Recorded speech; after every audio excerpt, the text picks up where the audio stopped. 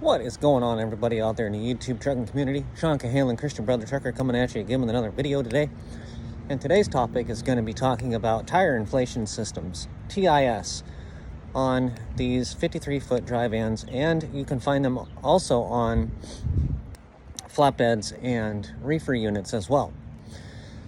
So I'm going to be covering a lot of different topics about the tire inflation system, and give you some hints, tips, and tricks about the tire inflation system when using the tire inflation system, so that you may be able to fix problems that you may run into with these systems and be able to get down the road.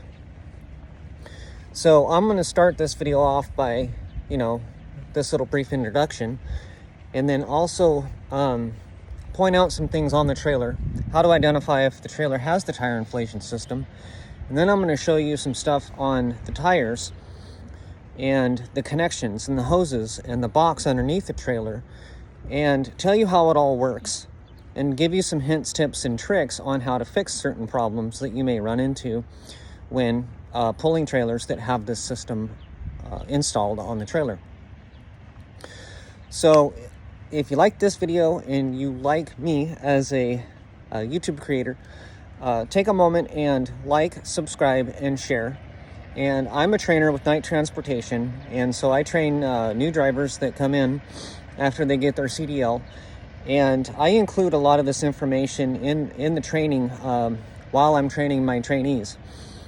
And so I thought that I would put a lot of this content out there available for anybody and everybody, because some of the stuff may not get covered by your trainer, or you may not have got this training while you were on the truck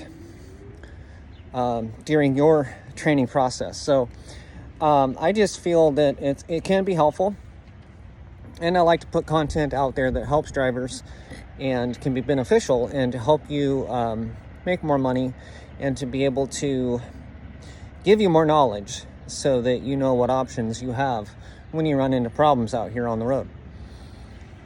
So at the end of this video, I'm gonna show you some connections. I have some hoses that are in my side box, but I'm gonna walk you through everything that I know about these tire inflation systems that I've ran into, and I've been using these tire inflation systems for about 3.5 years. About 3 years. And so I've ran into a lot of problems, and I've made a lot of phone calls, and have gone in and out of the shops with certain problems. And so I'm going to share this information with you and hopefully save you some headaches. So and I'm going to have to edit this video, and I'm kind of new at editing, so just bear with me as I fumble through this process of putting this video together for you. All right, so the first couple of things that we're going to talk about is how to identify whether your trailer has a tire inflation system on it. So on the front of the trailer, some ways that you can identify whether your trailer has tire inflation system is there's a light right here. This is an LED, and it's a small circle light. And some of the trailers will have a bigger light that's about that long, and it has a clear lens. And some of them will have writing underneath there that will say something like, if light is illuminated and stays on, to contact breakdown. That light is an indicator that lets you know that there's not enough pressure inside the system. And so some of the things that you'll also see to identify whether your truck has, or your trailer has, tire inflation is there will be hoses on the hubs. This particular tire inflation system has T-ways, and what this is for is if you can double check your tire pressures with your tire gauge by checking the pressure on each line. One line goes to the inside tire, and the outside one goes to the outside tire. So what happens is your main air comes back to your trailer and comes back to a junction box back here. And I'll take you up underneath the trailer, and I'll explain some things on how this all works.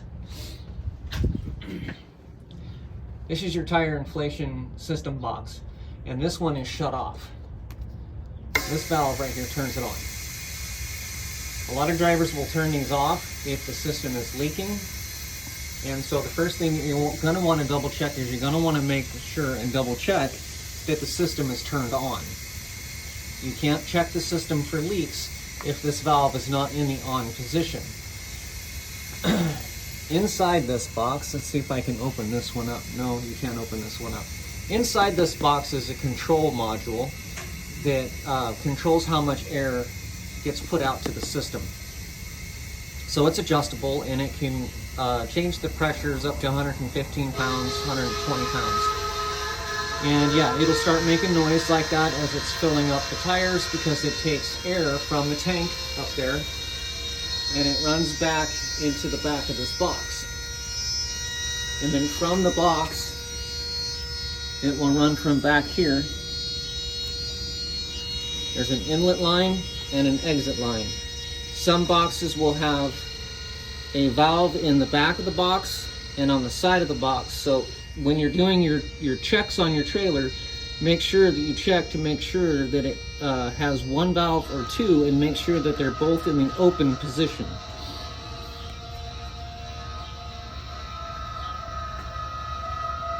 So as you can see, there's a line right here. This is an air line. So what it does is there's a line that goes all the way forward, and then it splits off right there, and one goes to that axle and one goes to this axle. The line runs into the inside of the axle and out to each hub assembly.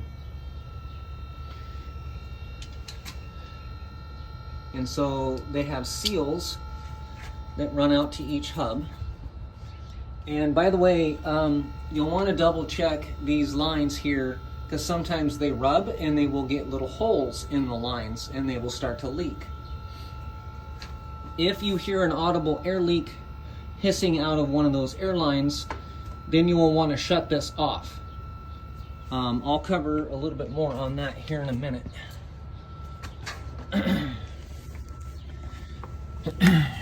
If you take these two hoses off and then unscrew this will come out. So what happens is it pressurizes the inside of the axle and runs air out through here and out through this T-way. And I don't know how they do it. I'm not really sure exactly all the intricate details, but if you unscrew this and pull this off, it's a diaphragm. So I would imagine that the inside of this axle is pressurized up to 110 pounds or so, and then it pushes all that air out through this T-way and out to each tire. If you have the correct size wrench or a pair of pliers, what happens is a lot of times these fittings will leak, or these will leak. And when you screw these on, what happens is it pushes the valve stem in and leaves it open. And so if it starts to leak, if this fitting line starts to leak, you can take this off and you can air this up manually. You can also shut the whole system off if you have a problem with the system itself, like on those airlines I was showing you underneath the trailer. You can shut that valve off, and then you can check each tire manually with these T-ways. And so if you do shut the system off, you can still run the truck and not be in violation, because you're not losing or leaking air. So you would just check your tire pressures at each location out here with these T-ways, and get the airlines fixed that are under the trailer as soon as possible. But you can still run. All you have to do is shut that valve off and then manually check each tire to make sure that it's inflated properly. If you do not have these T-ways installed on these airlines running out to each tire location, what you can do is unscrew this, pull that off, and then you can unscrew that and pull that off and pull this line off and manually inflate this one tire. So those are a couple of ways that you can run with a leaking tire inflation system, because a lot of times what happens is these fittings can start to leak, these fittings can crack, these lines can crack here, and so obviously, you know, you can have a lot of air leaks that can develop. If you run into a trailer that has a flat tire, either from an object in the tire or something like that, and the tire is off the bead, which means it's flat and it's off the bead, you can drive the trailer down the road for about 10 to 15 miles, pull over and check and see if the tire inflation system has rebeaded the tire, because what happens is centrifugal force will push this out and can rebead your tire. It doesn't always work, and that's why you need to pull over after about 15 to 20 miles to make sure and to see if it did bead up for you.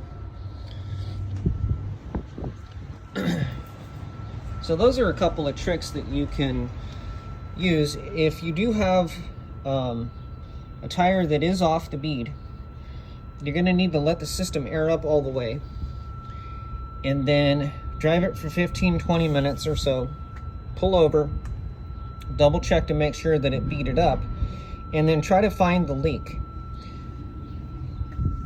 A lot of the checks that you're going to want to check first is you're going to want to check these lines, make sure that none of these lines are leaking, because a lot of times all you got to do is just tighten up the fittings, either on the valve stem or on the hub.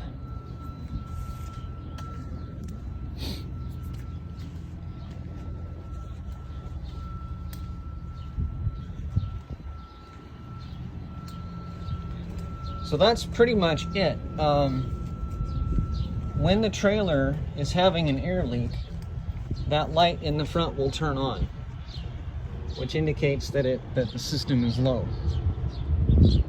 If this light comes on and you're doing your pre-trip and you supply the trailer with air, always remember you have to supply the trailer with air in order to check the system for functionality.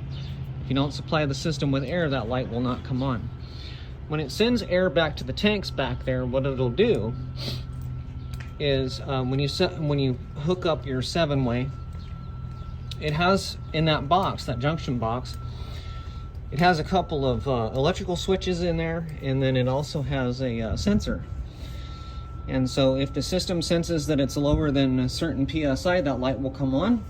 And so once you supply the trailer with air and your tires inflate all the way and your tank inflates all the way, or it comes up to proper pressure, then that light should go out. But what it's going to do is it's going to build up the system in the tank, and then it's going to build up the pressure at each tire location.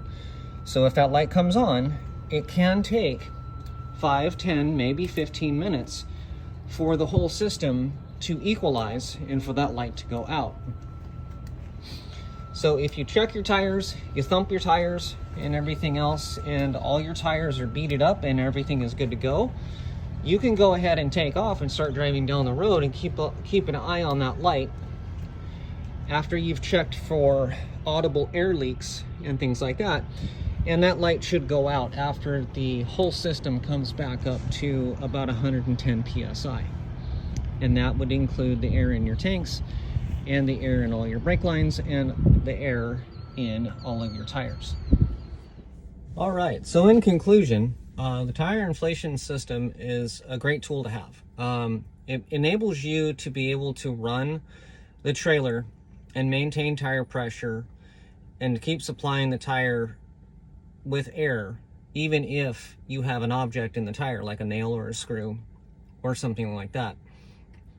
Obviously, if you do identify that you do have a nail or a screw in the system, you're going to want to take and get it fixed as soon as possible. There are a couple of ways that you can temporarily plug the tire, but a lot of the over-the-counter tire plugs really aren't very effective at all. I've plugged multiple tires before. A lot of times you're just better off leaving the nail in the tire and not pulling it out and not wasting your money on those you know, those little strip tire plugs that come with the handle where you can rasp out the hole, and then you can shove this little ribbon strip of rubber and rubber cement and try to plug the hole manually.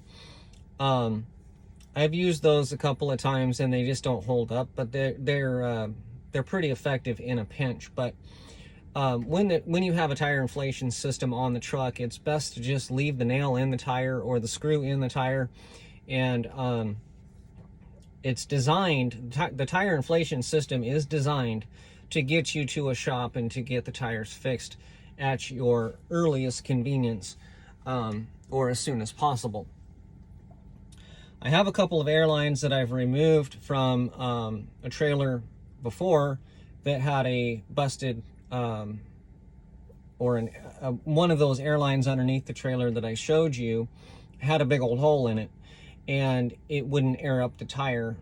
So I had to remove the hose.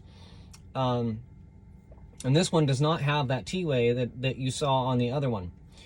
So the only other way to manually inflate the tire is you have to remove the hose off so that it will stop leaking, because what it'll do inside here is what this does is this pushes in on that valve stem as you screw this on. And as you screw it on, what it's doing is it pushes that valve stem in and holds it in. So it's going to send the pressure back up this line into the T-way and all the way back to where that leak is. And so as long as you have this connected to your tire will not hold air. The only way to put air in that tire manually is to remove the hose and air it up manually with a hose that you can hook up to your tractor. And I can also show you that. I probably will make another video on how to manually air up tires with a hose that you hook up to your tractor that you buy at the truck stops. In my opinion, every truck driver should own one of those. They are the best tool that I have ever ran across. And it's just a 60-foot airline that has a glad hand on one end, and then it has a tire chuck on the other end. Best tool ever invented. So in the case of that trailer, it had a very bad, one of those airlines had a big old hole in it. And so what I did is I just shut the system off, and the one line that was leaking at the one side of the trailer, I just pulled both of these off, aired up both of those tires, and took the trailer onto the next location where I needed to take it. A lot of times you don't have time to run the trailer directly to a shop, so the only thing that you can do really, if you have to service a customer, it's in the middle of the night, you pick the trailer up, you're supposed to deliver it then, for a live load or a drop and hook the very next day, obviously you're not going to have time. So in a pinch, just pull the airlines off. There's really nowhere to put them on the trailer unless you I don't know, duct tape them in place or something. But in that particular situation, I had to pull both those airlines off and air them up manually, and then take the trailer to its location where it needed to go. So those are a couple of hints, tips, and tricks in order to make sure that you don't have to call somebody out in order to fix the tire inflation system. The tire inflation system is meant to give you convenience, to continually supply air to the tires, but they can become very problematic. And a lot of times all you got to do is check and make sure that these fittings are all tight on both ends, because if these come loose, then they'll start to leak at that tire location and that tire will go flat. So the first thing you need to do is make sure that this line is good. If it's not good, pull it off, put it in your side box, and roll on after you inflate the tire to its proper pressure. Then what you need to do is you need to crawl up underneath the trailer and double check those supply lines to make sure that those supply lines don't have any chafed holes in them. And obviously the first thing that you're going to want to double check, of course, is to make sure that those valves are turned on. I don't know why people turn them off. it does absolutely no good to shut it off, because you don't stop the leak in the system. So let's say that you had one of these fittings leaking. Okay, so you drop the trailer and shut the valve off. Shutting that valve off does absolutely no good whatsoever, because each location that's not leaking is going to stay inflated on every single tire that has the lines going to it. The only one that's going to go flat is the one line that's leaking at that tire location. So if you're one of those drivers out there that's shutting these systems off, knock it off. You don't need to shut it off. You're not doing anybody a favor. Leave them alone. Just leave the valves open. They need to be left open. They're supposed to be left open. Otherwise, if somebody forgets to check that valve and they take off down the road, they can have a blowout. Obviously, that's partly their fault if they don't do their pre-trip and check to make sure that that valve's open. But at the end of the day, shutting that valve off is not a good solution, ever. Sometimes the shops will shut it off when they're working on your trailer, fixing your tires and doing whatever, and sometimes they forget to turn it back on. But at the end of the day, the first thing that you want to double check, if you see those hoses on your trailer, is crawl up underneath your trailer and make sure that that valve's open. If that valve is not open, you cannot check the system, and that light will not illuminate.